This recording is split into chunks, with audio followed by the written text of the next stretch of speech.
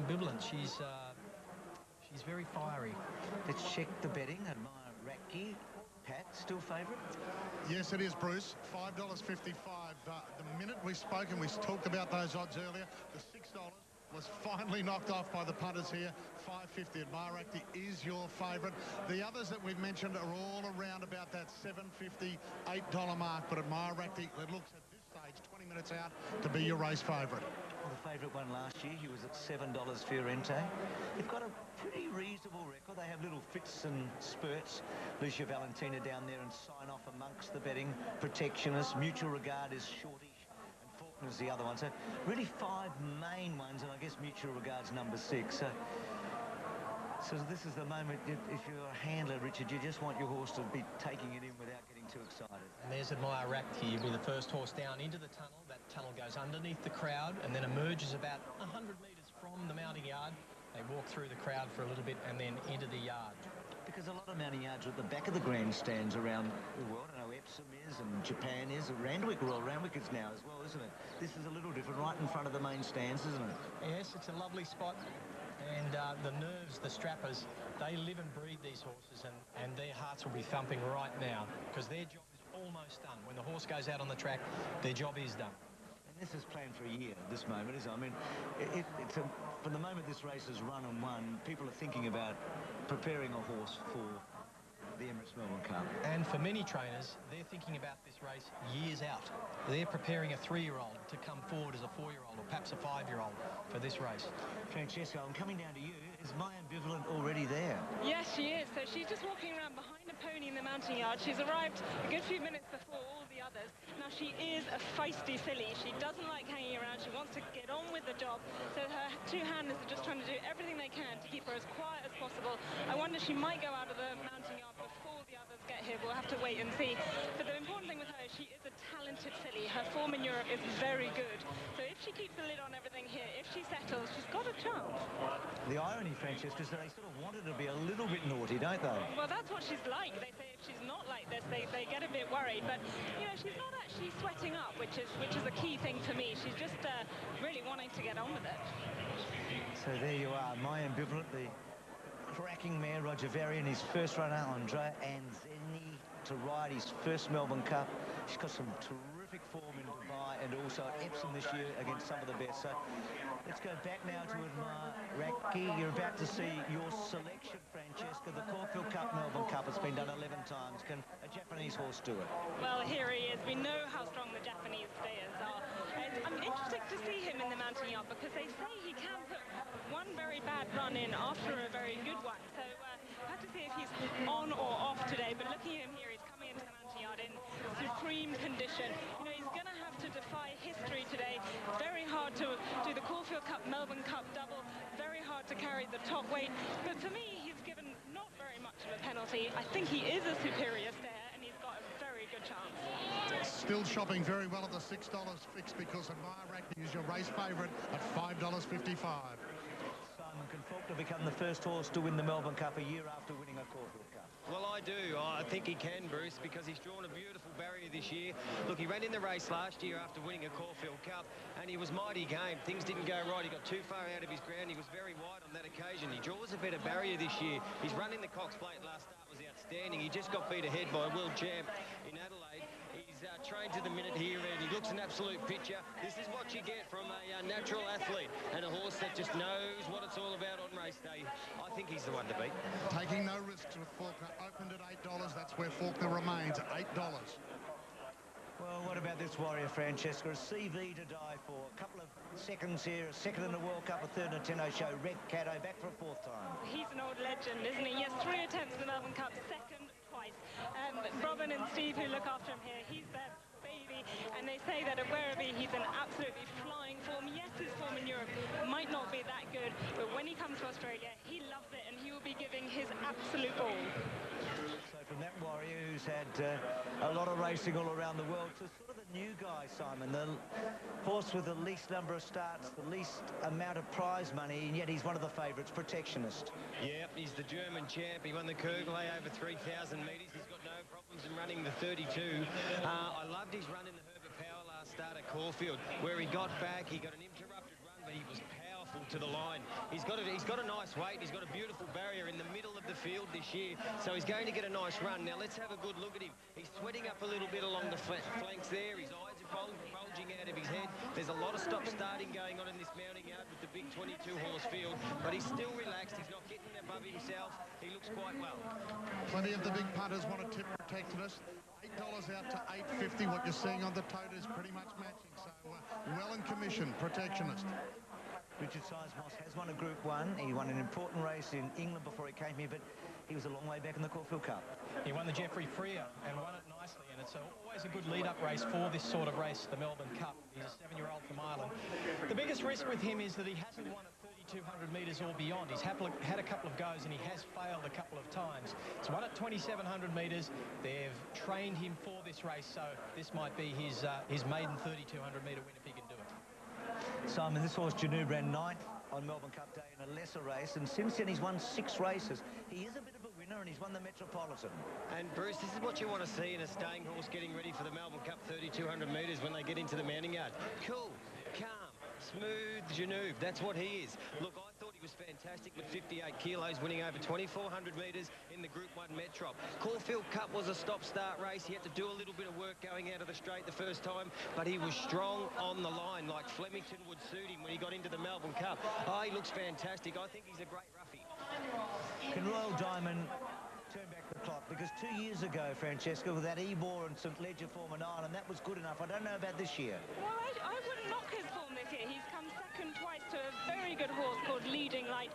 The thing is with this horse, from 38 starts, he's won 9 of them, and all his wins have come at 2,800 metres and beyond.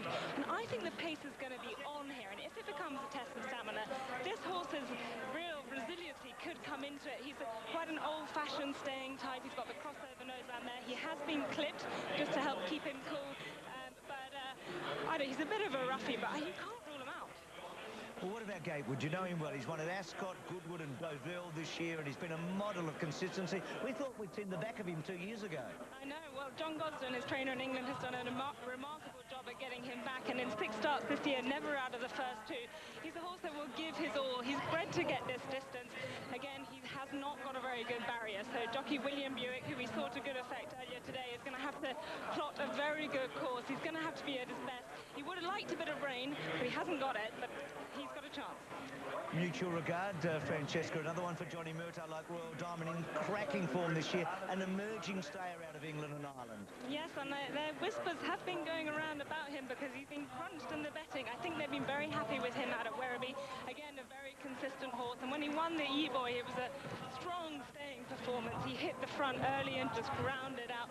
Looking at him in the mountain yard, he's actually not an impressive looking horse. He's quite light framed, he's got a long thin neck, but he's a typical stayer, light, not an inch of fat on him, and he's right in it. This is the one that punters have been interested in all day since we set up here at around 9 o'clock this morning. $10 into $9, a little bit below that on the tote, so there's been plenty of tote punters on Mutual Regard. Well, the horse with the interesting name, Who Shot the Bum, and won the Auckland Cup earlier this year. Jezebel did that before winning the Cup in 1998. Unbeaten at Flemington, Simon. Yep, and he's won over the distance, Bruce. Look, he's 2 wins at Flemington prior to his okay run in the Caulfield Cup were fantastic. What he does here at Flemington, he hits a little bit of a flat spot at around the 300-metre mark, and then he gets that second win and he powers to the line. At Caulfield, in the Caulfield Cup last start, he couldn't do that. It was a stop-start affair, and it was a tight turning bend, and he got into a little bit of trouble right at a crucial time when he was to let down and get that second win. Better suited here. He's an outside roughie playing with your multiples at home. Francesca, Sheikh Mohammed's down to 1 runner, Godolphin, after the scratching of Cavalryman this morning. He's a brave horse, isn't he? He's had a lot of problems, and yet he's made it to the Melbourne Cup. Yes, exactly. For an oldish horse, he hasn't had that many starts, but the starts he has had, he's shown very good form. He won the Ebor 2 years ago, and in only 2 starts this year, he came behind Sizemore in the Jeffrey Freer and 4th in the Irish St Ledger. Now, he's a very interesting horse. You know, Sheikh Mohammed has had 19 attempts at this race, yet to win, had a few placings at very big prices, and he's the real dark horse in this race. He could spring a surprise.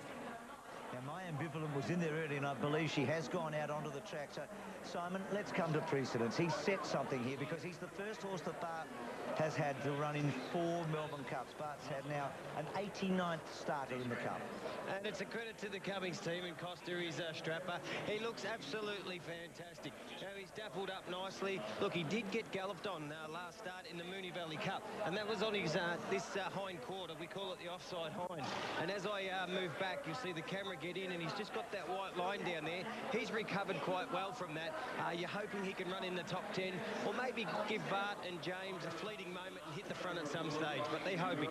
New colours today, Sir Patrick Hogan's colours, Dado Tanchum Nam, allowing his great mate to have that. Now, Brambles came back from a serious tendon injury, and he's had a good spring.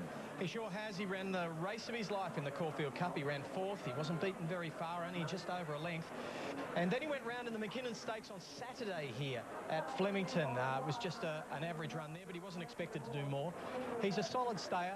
He's got an each-way chance. Mr. O'Kieran will go forward. It's been a long time since he's won a race. Mr. O'Kieran's probably out of his depth in this race. His form probably doesn't match up here, but he earned the right with other performances to get into the race, but I think he's tested here. Au revoir. All his 3 wins last year were at 2,400 metres, Francesco. I just wonder if it's come a bit early for him.